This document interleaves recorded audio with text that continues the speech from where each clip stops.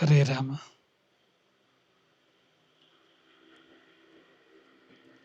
ತಸ್ಯ ದಿಶೆ ಸತತಮಂಜಲಿರೇಷ ನಿತ್ಯಂ ಪ್ರಕ್ಷಿಪ್ಯತೆ ಮುಖರಿತಾಲಯುತ ಪ್ರಸೂನೈಃ ಜಾಗರ್ತಿ ಯತ್ರ ಭಗವಾನ್ ಗುರು ಚಕ್ರವರ್ತಿ ಸೃಷ್ಟಿಸ್ಥಿತಿ ಪ್ರಲಯ ನಾಟಕ ನಿತ್ಯ ಸಾಕ್ಷಿ.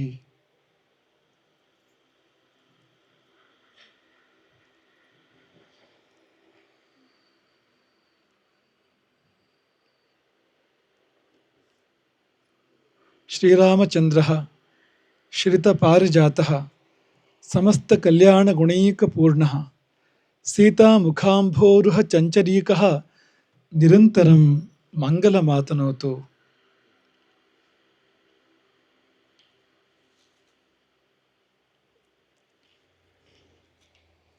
ಅನಂತಶಕ್ತಿಸಂದೋಹಪೂರ್ಣಸ್ಯ ಪರಮಾತ್ಮನಃ ವಿಘ್ನವಿಧ್ವಂಸಿನೀಂ ಶಕ್ತಿಂ ಗಜರಾಜಮುಪಾಸ್ಮಹೇ.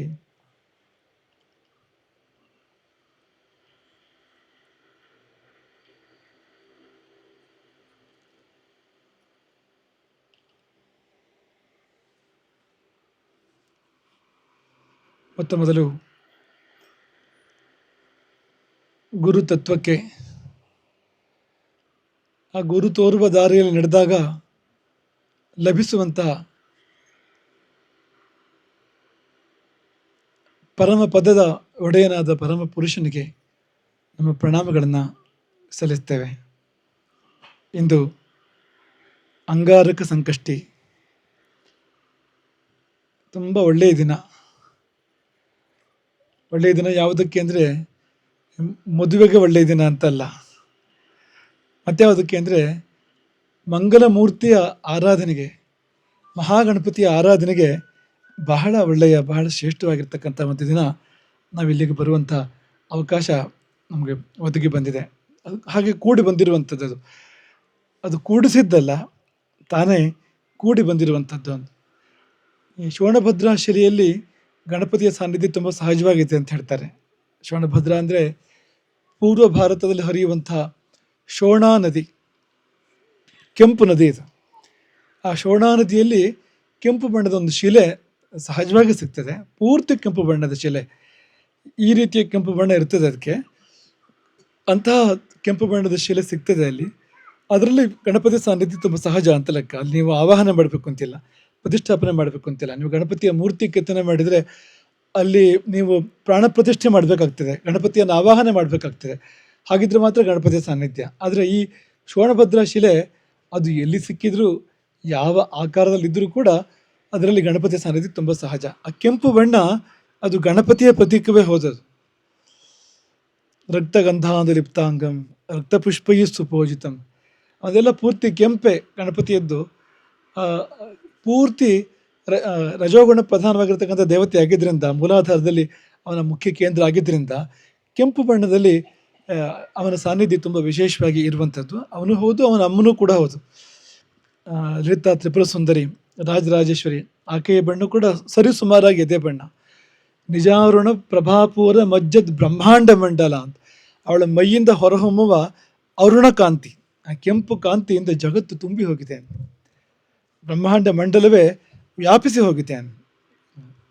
ಅಂದರೆ ಅಷ್ಟು ಕೆಂಪು ಮತ್ತು ಅಷ್ಟು ಪ್ರಮಾಣದ ತೇಜಸ್ಸು, ಇಡೀ ಜಗತ್ತನ್ನೇ ಬೆಳಗುವಂಥ, ಬ್ರಹ್ಮಾಂಡವನ್ನೇ ಬೆಳಗುವಂಥ ತೇಜಸ್ಸು ಆಕೆ ಇದ್ದು. ಹಾಗಾಗಿ ಆಕೆಯ ಕಿರುನಗುವಿನಿಂದ ಹುಟ್ಟಿ ಬಂದವನಂತೆ ಮಹಾಗಣಾಧೀಶ್ವರ.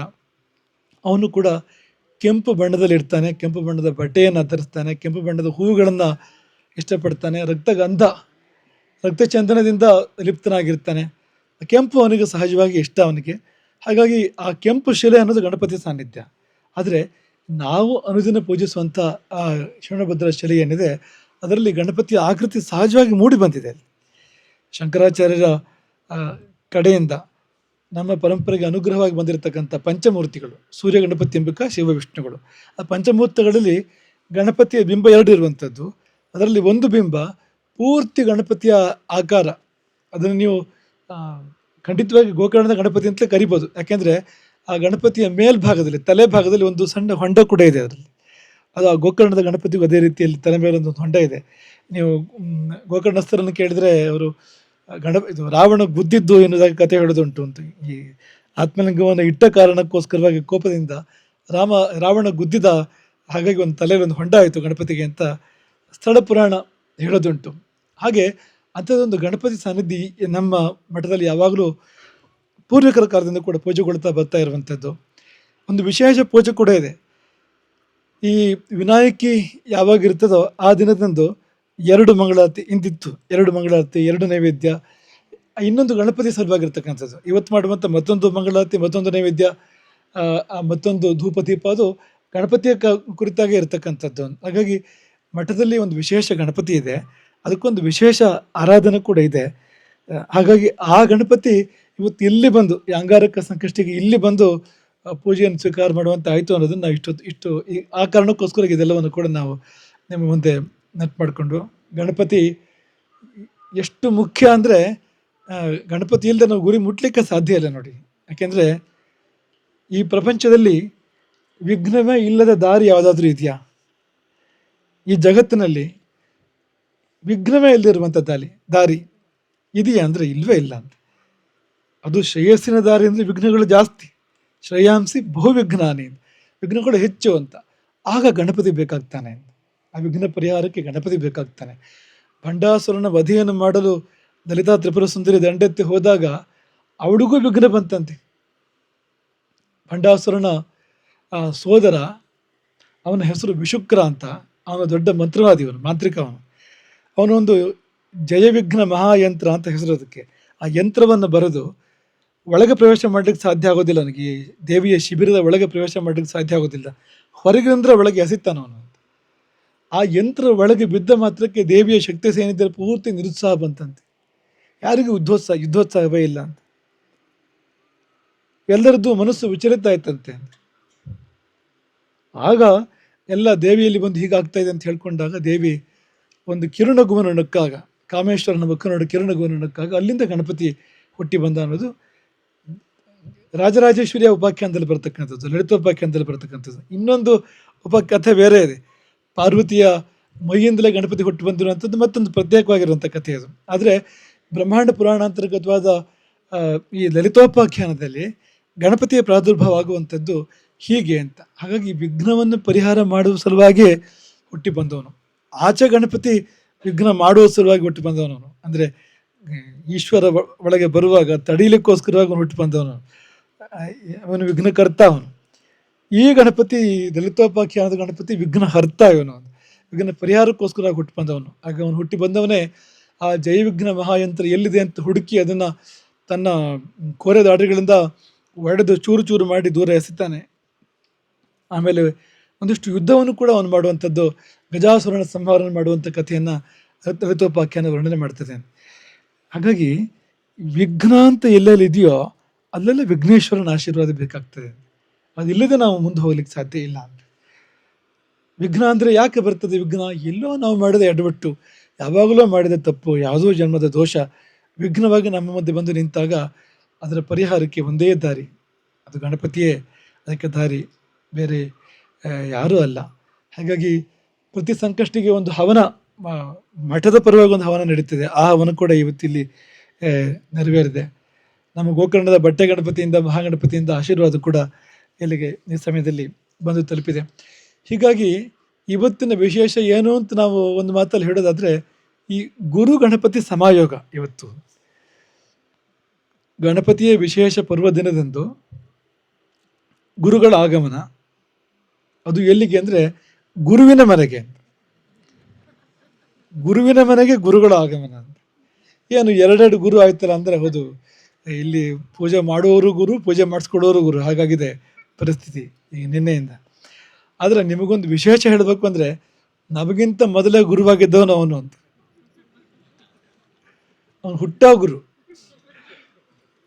ನಮಗೊಂದು 18-19 ವಯಸ್ಸಿನ ಸಂದರ್ಭದಲ್ಲಿ ನಮಗೆ ಸನ್ಯಾಸ ದೀಕ್ಷೆಯನ್ನು ಪಡೆದು ನಾವು ಗುರುಗಳಾಗಿದ್ದು. ಆದರೆ ಅವನು ಹಾಗಲ್ಲ, ಹುಟ್ಟುವಾಗಲೇ ಗುರುವಾಗಿ ಹುಟ್ಟಿದವನು. ಹುಟ್ಟಿ ನಾಮಕರಣದಿಂದಲೇ ಅವನು ಇರ್ತಕ್ಕಂಥವನು. ನಮಗೆ ಈ ಗುರು ಬಾಲ್ಯದ ಒಡನಾಡಿ ನಿಮ್ಮಲ್ಲಿ ಅನೇಕರಿಗೆ ಗೊತ್ತಿರುವಂಥದ್ದು. ಬಾಲ್ಯದಲ್ಲಿ ಒಡನಾಡಿ ಅಂದರೆ ಅಲ್ಲಿ ಗೋಕರ್ಣದಲ್ಲಿ ಅಧ್ಯಯನ ಸಾಕಷ್ಟು ಜನ ಮಾಡ್ತಾಯಿದ್ರು, 100 ಜನ ಮಾಡ್ತಾಯಿದ್ರು. ಈತ ಯಜುರ್ವೇದದಲ್ಲಿ ನಾವು ಯಜುರ್ವೇದ ಅಧ್ಯಯನ ಮಾಡ್ತಾ ಇದ್ವು, ಕೃಷ್ಣ ಯಜುರ್ವೇದ ಅಧ್ಯಯನ ಮಾಡ್ತಾ ಇದ್ವು.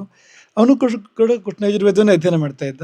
ಅದು ಮಾತ್ರ ಅಲ್ಲ, ಒಂದೇ ತರಗತಿ ಒಟ್ಟಿಗೆ ಕುಳಿತು ನಾವು ಪಾಠ ಕೇಳಿದ್ದು, ಒಟ್ಟಿಗೆ ಕುಳಿತು ನಾವು ಸಂತೆ ಹಾಕಿದ್ದು, ಇದನ್ನು ಒಟ್ಟಿಗೆ ನಾವು ಮಾಡಿರುವಂಥದ್ದು ಆ ಸಮಯದಲ್ಲಿ ಗೋಕರ್ಣದಲ್ಲಿ ಅಕ್ಕಪಕ್ಕ ಕುಳಿತು ಮಾಡಿರುವಂಥದ್ದು. ಹಾಗಾಗಿ ನಮಗೆ ಅವನ ವಿಶೇಷ ಪರಿಚಯ ಇದೆ, ಗುರುವಿನ ಪರಿಚಯ. ಗುರುವಿಗೂ ನಮ್ಮ ಸಂಪೂರ್ಣ ಪರಿಚಯ ಇದೆ. ಆ ಸಮಯದ ನಮ್ಮ ಸ್ವರೂಪದ ಪರಿಚಯ ಅದು ಇನ್ನೂ ತುಂಬ ಭಿನ್ನವಾಗಿತ್ತು ಬಿಡಿ. ಈಗಿದ್ದಾಗಿರ್ಬೇಕು ಅಂತಿಲ್ಲ ಅದೇನು. ನಿಮಗೆಲ್ಲ ಅದನ್ನು ನೋಡುವ ಯೋಗ ಇಲ್ಲ, ಅವನಿಗಿದೆ. ಅದನ್ನು ನೋಡುವ, ಅನುಭವಿಸುವ, ಹತ್ತಿರದಿಂದ ನೋಡುವಂಥ ಯೋಗ ಅವನಿಗಿತ್ತು. ಹಾಗೆ ಒಟ್ಟಿಗೆ ಒಡನಾಡಿ ವೇದಾಧ್ಯಯನವನ್ನು ಮಾಡಿರುವಂಥದ್ದು ಗೋಕರ್ಣದಲ್ಲಿ. ತುಂಬ ಬುದ್ಧಿವಂತವನು, ಅಪಾರ ಪ್ರತಿಭಾಶಾಲಿ, ಅಸಾಮಾನ್ಯ ಪ್ರತಿಭೆ ಅವನದ್ದು. ಹಾಗಾಗಿ ಆ ಸಮಯದಲ್ಲೇ ಆ ವಿದ್ಯಾರ್ಥಿಗಳ ಗುಂಪಿನ ಮಧ್ಯದಲ್ಲಿ ಒಂದು ನಕ್ಷತ್ರ ಇದ್ದಾಗ ಆಗಿದ್ದವನು ಅಂತ, ಒಂದು ಸ್ವಲ್ಪ ಅತಿಶಯಿತ ಶೋಭೆ ಅವನದ್ದು ಅಂತ ಅಲ್ಲಿ. ಮಾತಿನಲ್ಲಿಯೂ ಹಾಗೆ ಬಹಳ ತಮಾಷೆ, ವಿನೋದ, ಮಾತಿನಲ್ಲಿ ಚಮತ್ಕಾರ, ಅದು ಈಗಲೂ ಇದೆ. ಅದು ಮಾತಿನಲ್ಲಿ ಮಾತ್ರ ಅಲ್ಲ, ಈ ಕೃತಿಯಲ್ಲಿ ಚಿತ್ರವನ್ನು ತುಂಬ ಚೆನ್ನಾಗಿ ಬಿಡಿಸ್ತಾ ಇದ್ದ ಅವನು. ತುಂಬ ಸುಂದರವಾಗಿ ಚಿತ್ರವನ್ನು ಬಿಡಿಸ್ತಾ ಇದ್ದ ಅವನು. ಅದನ್ನೇ ಮಾಡಿದರೆ ಬಹುಶಃ ಅದರಲ್ಲೇ ನಾವು ತುಂಬ ಪ್ರಖ್ಯಾತ ಆಗಲಿಕ್ಕೆ ಅವನಿಗೆ ಅವಕಾಶ ಇತ್ತು ಅಂತ ಅಂದ್ಕೊಳ್ತೇನೆ. ಯಾಕೆಂದರೆ ಆ ಸಮಯದಲ್ಲಿ ಅವನಿಗೆ ಯಾರೂ ಗುರುವಿಗೆ ಗುರು ಇಲ್ಲದೆ ಸ್ವಯಂ ಗುರುವಾಗಿ ಚಿತ್ರವನ್ನು ಅವನು ರಚನೆ ಮಾಡ್ತಾ ಇದ್ದಿದ್ದನ್ನು, ಬೇರೆ ಬೇರೆ ವಿನ್ಯಾಸಗಳನ್ನು ರಚನೆ ಮಾಡ್ತಾ ಇದ್ದದನ್ನು ಕಣ್ಣಾರೆ ನೋಡಿದ್ದಾನೆ. ತುಂಬ ಅದ್ಭುತವಾದ ಪ್ರತಿಭೆ ಅವನಿಗೆ ಇತ್ತು. ಆದರೆ ಭಾಳಷ್ಟು ಜನರಿಗೆ ಈ ವೈದಿಕ ಅಥವಾ ಜ್ಯೋತಿಷ ವಿಭಾಗದಲ್ಲಿ ಮಾರ್ಗದರ್ಶನ ಪಡೆಯುವ ಯೋಗ ಇತ್ತು ಅವನ ಕಡೆಯಿಂದ. ಹಾಗಾಗಿ ಆ ದಾರಿಲಿ ಹೋಗದೆ ಈ ದಾರಿಲಿ ಅವನು ಬಂದಾಗಾಯಿತು. ಹಾಗಾಗಿ ಅವನು ಚಿತ್ರ ಬರೀದೇ ಇದ್ದರೂ ಕೂಡ ಅವನೊಂದು ವಿಚಿತ್ರ ಹೌದು ಅಂತ, ಅವನೇ ಒಂದು ವಿಚಿತ್ರ. ಯಾಕೆಂದರೆ ಪೂರ್ತಿ ಎಲ್ಲರಿದ್ದಾಗ ಅವನಿಲ್ಲ ಅಂತ, ಒಂದು ಸ್ವಲ್ಪ ವ್ಯತ್ಯಾಸ ಇದೆ ಅವನ ನಡೆ ನುಡಿ, ಹೋಗುವ ದಾರಿ, ಮಾತು ಒಂದು ಸ್ವಲ್ಪ ವಿಶೇಷ ಇದ್ದೇ ಇರ್ತದೆ ಅಂತ, ಅಂಥದ್ದು ಅದು ಅಂತ. ಹಾಗೆ ಅಲ್ಲಿಂದ ಮುಂದುವರೆದು ಬಂದು ಇಲ್ಲಿವರೆಗೂ ಈಗಲೂ ಕೂಡ ಬಾಂಧವ್ಯ, ಅದರ ಸ್ವಾದ ಕಡಿಮೆ ಆಗಿಲ್ಲ, ಆ ಪ್ರೀತಿ ಅದೇನೂ ಕಡಿಮೆ ಆಗಿಲ್ಲ, ಅದು ಇನ್ನೂ ಹೆಚ್ಚಿದೆ ಅಂದರೆ ತಪ್ಪೇನೂ ಇಲ್ಲ ಅಂತ. ಚಿಗುರು ಅಂತ ಅವನಿಗೆ ಹೆಸರು ಇದ್ದಿದ್ದು ಅಲ್ಲ ಆ ಸಮಯದಲ್ಲಿ. ಅವನು ಸಹಿ ಮಾಡೋದು ಕೂಡ ಹಾಗೆ ಮಾಡ್ತಾಯಿದ್ದೆ, ಚಿಗುರು ಅಂತ ಮಾಡ್ತಾಯಿದ್ದೆ. ಈಗ ಹೇಗೆ ಮಾಡ್ತಾನೆ ಗೊತ್ತಿಲ್ಲ, ಆಗ ಚಿಗುರು ಅಂತ ಮಾಡ್ತಾ ಇದ್ದಾನೆ. ಅದು ಅವನ ಚಮತ್ಕಾರ ಅದು ಅಂತ. ಅದೀಗ ಚಿತ್ರಗೆ ಮಠದ ಗುರು ಅಂತಂದರೆ ಸ್ವಲ್ಪ ಅಂದರೆ ಹಳೆ ಕಾಲದ ಶೈಲಿ ಆಗ್ತದೆ ನೋಡಿ ಅಂತ. ಚಿತ್ರಗೆ ಮಠದ ಗುರು ಸ್ವಲ್ಪ ಉದ್ದು ಕೂಡ ಆಗ್ತದೆ ಅದು ಅಂತ. ಹಾಗೆ ಅಷ್ಟು ಹಳೆಯ ಶೈಲಿದ್ದ ಹೆಸರನ್ನು ಎಷ್ಟು ಹೊಸ ಶೈಲಿಗಳನ್ನು ಪರಿವರ್ತನೆ ಮಾಡಿದ ಅಂದರೆ ಚಿಗುರು ಅಂತ. ಚಿತ್ರಗೆ ಮಠದ ಗುರು ಅಂತ ಇದ್ದಿದ್ದನ್ನು ಚಿಗುರು ಅಂದರೆ ಯಾವುದೋ ಒಂದು ಮಹಾಕವಿಯ ಕಾವ್ಯನಾಮದಾಗಿದೆ ನೋಡ್ಲಿಕ್ಕೆ ಅದು ಅಂತ. ಅಷ್ಟು ಚೆನ್ನಾಗಿದೆ, ತುಂಬ ಸುಂದರವಾದ ಹೆಸರು ಅದು ಅಂತ. ಹಾಗಾಗಿ ಚಿಗುರು ಅನ್ನೋ ಶಬ್ದ ಅವನಿಗೆ ತುಂಬ, ನಾವೆಲ್ಲ ಚಿಗುರು ಅಂತಲೇ ಕರೆಯೋದಾಗಿತ್ತು, ಬರೀ ಗುರು ಅಂತ ನಾವು ಕರಿತಿರಲಿಲ್ಲ, ಚಿಗುರು ಅಂತಲೇ. ನಾವು ಈಗಲೂ ಕೂಡ ಅವನ ಬಗ್ಗೆ ನಾವು ಪ್ರತಾಪ್ ಬಂದರೆ ಅವನು ಬೇರೆ ಕಡೆ ಮಾತಾಡೋ ಸಂದರ್ಭ ಏನಾದ್ರು ಬಂದರೆ ಚಿಗುರು ಅಂತಲೇ ಹೇಳ್ತೇವೆ ಅವನಿಗೆ. ಯಾಕೆಂದರೆ ಗುರುಗಳು ಭಾಳ ಮಂದಿ ಇದ್ದಾರೆ, ಆದರೆ ಚಿಗುರುಗಳು ಇಲ್ಲವೇ ಇಲ್ಲ, ಇದು ಒಂದೇ ಚಿಗುರು ಇರೋದು ಅಂತ, ಬೇರೆ ಚಿಗುರು ಇಲ್ಲ ಅಂತ, ಗುರು ಇದೆ ಅಷ್ಟೇ ಅಂತ, ಅಂಥವನು ಅವನು ಅಂತ. ಹಾಗಾಗಿ ಆ ಚಿತ್ರಗೆ ಮಠದ ಗುರು ಚಿಗುರು. ಆ ಚಿತ್ರಗೆ ಮಠ ಅದು ಗೋಕರ್ಣದಿಂದ ಮೂರೂರಿಗೆ ಬಂದು, ಮೂರೂರಿಂದ ಇಲ್ಲಿಗೆ ಇಸಳೂರಿಗೆ ಬಂದು ಇಲ್ಲಿ ವಿಕಸಿತವಾಗ್ತಾ ಇದೆ, ಇಲ್ಲಿ ಅದು ಪ್ರವರ್ಧಮಾನವಾಗ್ತಾ ಇದೆ. ನೋಡಿದರೆ ಇಲ್ಲೂ ಚಿತ್ರಗೆ ಮಠ ಇತ್ತಂತೆ. ಅದು ನಿನ್ನೆ ಗುರು ಆ ಕಥೆಯನ್ನು ಹೇಳಿದ್ದಾನೆ. ಇಲ್ಲೂ ಕೂಡ ಒಂದಾನೊಂದು ಕಾಲದಲ್ಲಿ ಚಿತ್ರಗೆ ಮಠ ಇತ್ತು. ಚಿತ್ರಗೆ ಮಠ ಹೆಸರಲ್ಲಿ, ಆ ಮಠದ ಹೆಸರಿನಲ್ಲಿ ಭೂಮಿ ಇತ್ತು, ಮಠದ ಭೂಮಿ ಅಂತ ಹೇಳ್ತಾ ಇದ್ರು ಜನಗಳು ಅಂತ ನಿನ್ನೆ ಅವನು ಹೇಳಿದಾಗ ಹೇಗೆ ಒಂದು ಯೋಗ ಇರ್ತದೆ ಅಂತ. ಯಾಕೆಂದರೆ ಈ ಚಿತ್ರಗೆ ಮಠ ಅಲ್ಲಿಂದ ಮೂರೂರಿಗೆ ಬಂದು ಇಲ್ಲಿಗೆ ಯಾಕೆ ಬರಬೇಕು ಅಂತ ವಿಧಿ ಹೇಗೆ ಕರೆಸಿಕೊಡ್ತದೆ ನೋಡಿ. ಒಂದಾನೊಂದು ಕಾಲದಲ್ಲಿ ಚಿತ್ರಗೆ ಮಠದವರಿಗೆ ಸಂಬಂಧಪಟ್ಟೇ ಇರ್ತಕ್ಕಂಥ ಭೂಮಿಗೆ ಬರುವಂತೆ ಆಗಿದ್ದು ವಿಶೇಷ ನೋಡಿ ಅಂತ. ಹಾಗಾಗಿ ಅಂಥ ಭೂಮಿ. ಮತ್ತು ಹೇಳಿ ಕೇಳಿ ಧರ್ಮಭೂಮಿ ಇದು. ಧರ್ಮರಾಜ ತಪಸ್ಸು ಮಾಡಿದ ಭೂಮಿ ಅಂತೆ. ಧರ್ಮರಾಜ ಈ ನೀರು ಹಾನಗಲ್ಲಿಗೆ, ಆವತ್ತಿನ ಕಾಲದ ವಿರಾಟ ನಗರಿ, ಅಲ್ಲಿಗೆ ಇಲ್ಲಿಂದ ನೀರು ತೊಗೊಂಡು ಹೋಗಿದ್ದಂತೆ ಧರ್ಮರಾಜ. ಈಗಲೂ ಕೂಡ ಹಾಗೆ ತಗೊಂಡು ಹೋಗ್ತಾರೆ ನೀರನ್ನ ಅಂತ ಕೇಳಿದ್ರು. ಅಂಥ ಭೂಮಿ ಅಂತ ಇದು ಇಲ್ಲಿ. ಹಾಗಾಗಿ ಧರ್ಮೇಶ್ವರ ನಗರ ಅಂತ ಕರೆಯೋದಕ್ಕೆ ಅಂದರೆ ಧರ್ಮರಾಜನ ಕಾರಣಕ್ಕೋಸ್ಕರವಾಗಿ ಇದೊಂದು ಈಶ್ವರಲಿಂಗವೂ ಇರೋದ್ರಿಂದ ಧರ್ಮೇಶ್ವರ ಎಂಬುದಾಗಿ ಇದನ್ನು ಕರೀತಾರೆ ಅಂತ ನಾವು ಕೇಳಿದ್ವು ಅದನ್ನು. ಹಾಗಾಗಿ ಅದು ಬಹಳ ಮುಖ್ಯ ಪಾತ್ರ. ಅದು ಮಹಾಭಾರತದ ಧರ್ಮರಾಜ, ರಾಮಾಯಣದ ವಿಭೀಷಣ ಅಂತ ಎರಡು ಪಾತ್ರಗಳು ತುಂಬ ದೊಡ್ಡ ಪಾತ್ರಗಳು, ವಿಶೇಷವಾದ ಪಾತ್ರಗಳು. ಆದರೆ ಜನರಿಗೆ ಅದರ ಬಗ್ಗೆ ಕಲ್ಪನೆ ಇಲ್ಲ. ಜನರ ದೃಷ್ಟಿಯಿಂದ ಭಾರಿ ಸಪ್ಪೆ ಪಾತ್ರಗಳು. ಆ, ಏನು ಪುಳಿಚಾರು ಅಂತ ಹೇಳ್ತಾರಲ್ಲ ಅಂಥ ಪಾತ್ರಗಳಾಗಿದೆ.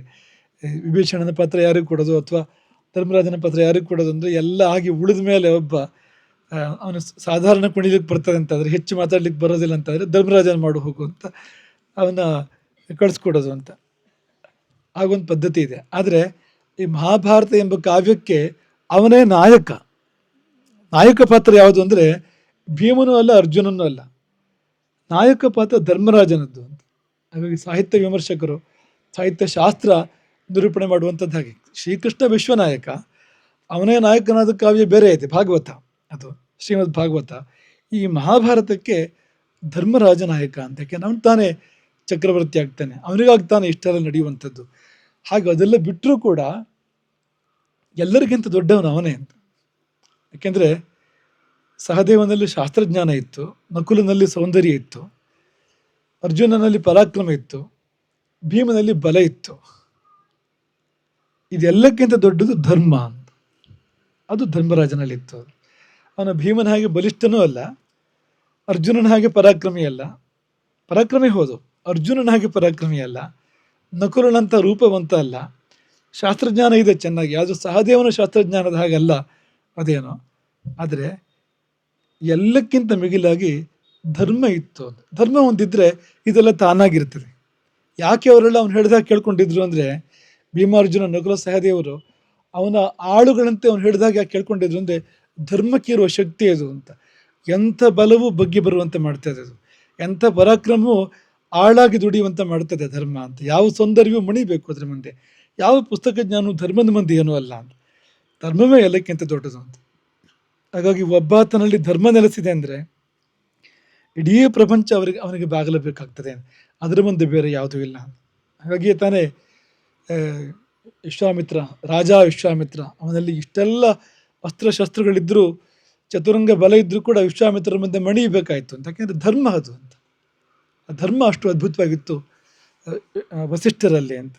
ಅದು ತುಂಬ ವಿಶೇಷ. ಹಾಗೆ ಅಲ್ಲಿ ರಾಮಾಯಣಕ್ಕೆ ಹೋದರೂ ಕೂಡ ಈ ರಾವಣನ ಪಾತ್ರ ಎಲ್ಲ ಭಾರಿ ದೊಡ್ಡ ಉಠಾವಿನ ಪಾತ್ರದ ಕಾಣ್ತದೆ. ಈ ನಮ್ಮ ಬುದ್ಧಿಗೆ ಅಂತ ಮಂಕು ಕವಿದೆ ಇದೆ ಅಂದರೆ, ಒಂದು ಸ್ವಲ್ಪ ರಾಮನಿಗಿಂತಲೂ ಜೋರು ಅನ್ನೋ ಹಾಗೆ ನಮಗೆ ರಾವಣನ ಪಾತ್ರ ಕಾಣ್ತದೆ, ಆಕರ್ಷಣೆ ಆಗ್ತದೆ ಎಷ್ಟೋ ಬಾರಿ ಆ ಕಡೆಗೆ. ಕುಂಭಕರ್ಣನೂ ಕೂಡ ಹಾಗೆ ಸ್ವಲ್ಪ ಬಾರಿ ತಮಾಷೆಯಾಗಿ ವಿಶೇಷವಾಗಿರ್ತದೆ ಪಾತ್ರ ಅದು. ಶೂರ್ಪಣಕ್ಕಿಯೂ ಹಾಗೆ, ಅವಳು ಜಗಳ ಗಂಟು ಹಾಕುವಲ್ಲಿ ಅವಳಂಥವ್ರು ಬೇರೆ ಯಾರಿದ್ದಾರೆ ಹೇಳಿ, ಇಂಥ ರಾಮಾಯಣ ಮಾಡಿಸಿದ್ದೆ ಅವಳು ಅಂತ. ಆದರೆ ವಿಭೀಷಣ ಚಪ್ಪೆ. ಯಕ್ಷಗಾನದಲ್ಲಿ ಭಾರಿ ದೊಡ್ಡ ಒಂದು ಪಗಡೆ ಹಾಕಿ ಕಳಿಸ್ಕೊಡ್ತಾರೆ ರಂಗದ ಮೇಲೆ. ವಿಭೀಷಣದ ಪಗಡೆ ಅಂತಲೇ ಇದೆ.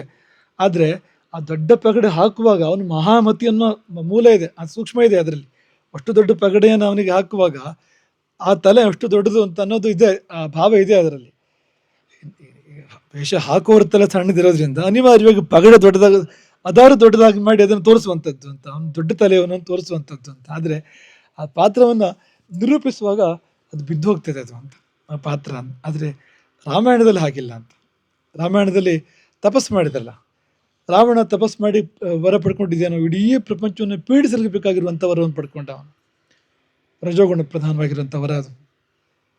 ಅವಧ್ಯತ್ವ, ಅಜಯತ್ವ ಇಂಥದ್ದು ಅವನು ಕೇಳಿದ್ದು. ಕುಂಭಕರ್ಣಕ್ಕೆ ಪಡ್ಕೊಂಡ ವರ ನಿದ್ರೆ ಅಂತ, ಅದು ತಮೋಗುಣ ಅದು.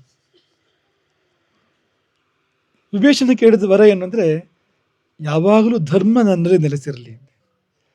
ಅತಿ ಕಷ್ಟಕರವಾದ ಆಪತ್ತು ಬಂದಾಗಲೂ ಕೂಡ ನಾನು ಧರ್ಮವನ್ನು ಬಿಡದೇ ಇರಲಿ, ನನ್ನ ಬುದ್ಧಿ ಧರ್ಮದಲ್ಲಿ ಸ್ಥಿರವಾಗಲಿ ಅಂತ ವರ ಕೇಳ್ತಾನೆ ಅವನು. ಕೊನೆಗೆ ಬದುಕುಳಿದವ್ರು ಯಾರು ಅಂತ ನೀವು ಆಲೋಚನೆ ಮಾಡಬೇಕು.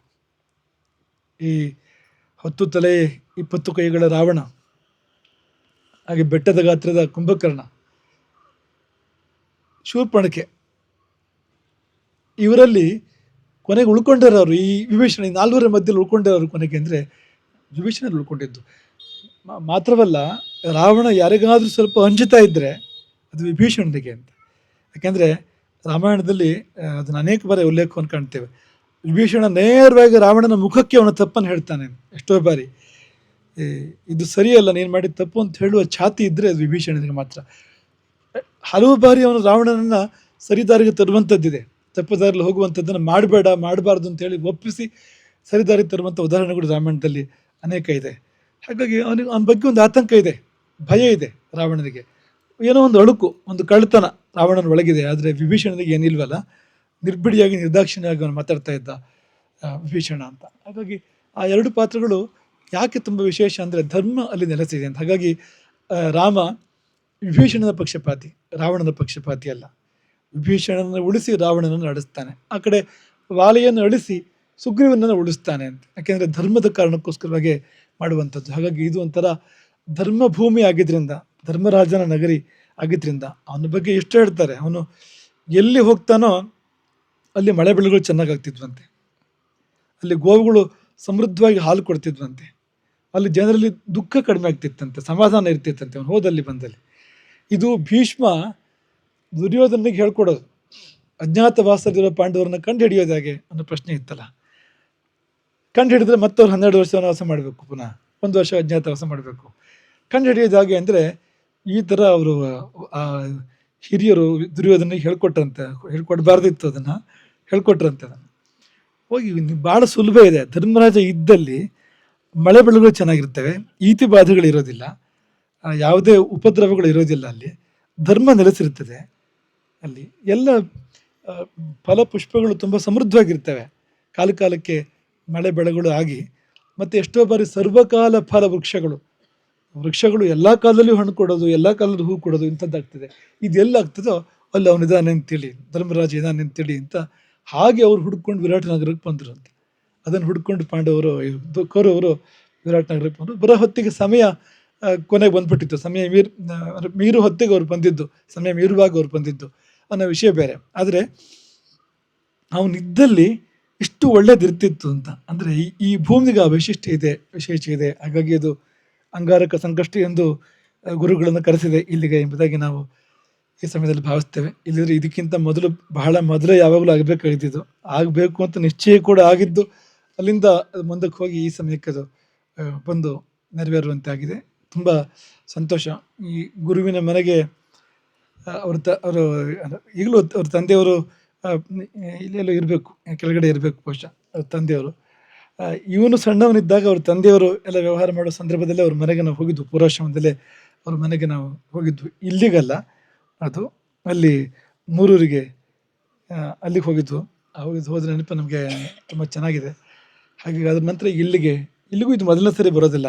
ಹಿಂದೊಮ್ಮೆ ಒಂದು ಭೇಟಿಗೋಸ್ಕರವಾಗಿ ನಾವು ಇಲ್ಲಿಗೆ ಬಂದಿದ್ವು. ಇದೀಗ ರಾಮದೇವರ ಸಹಿತವಾಗಿ ವಸತಿ ಏರ್ಪಟ್ಟು ಪೂಜಾ ಕಾರ್ಯಗಳೆಲ್ಲ ಅತ್ಯಂತ ವ್ಯವಸ್ಥಿತವಾಗಿ ನಡೆದಿದೆ. ಅಂತೂ ಗುರು ಸಮಾಗಮ ಇಲ್ಲಿ, ಮಧ್ಯದಲ್ಲಿ ಗಣಪತಿ ಬೇರೆ ಅಂತ. ಹಾಗಾಗಿ ಇಷ್ಟು ಇಲ್ಲಿ ನೆರವೇರಿದೆ. ನೀವೆಲ್ಲ ಅದಕ್ಕೆ ಸಾಕ್ಷಿಯಾಗಿದ್ದೀರಿ.